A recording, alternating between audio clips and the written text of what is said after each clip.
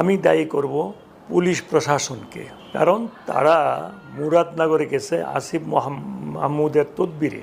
আসিফ মাহমুদ সাহেব ওনাদেরকে তদবির করে নিয়ে গেছেন মুরাদনগরে, আগে যারা ছিল তাদেরকে বদলি করে দিয়ে কুমিল্লার এসপিকে নিয়ে গেছেন। ওনারা তো আসিফ মাহমুদকে খুশি করার জন্য যা বলবে তাই করতে থাকবে। আর আসিফ মাহমুদ সাহেব তো বাচ্চা ছেলে, এটা তো অস্বীকারের কোনো উপায় নেই।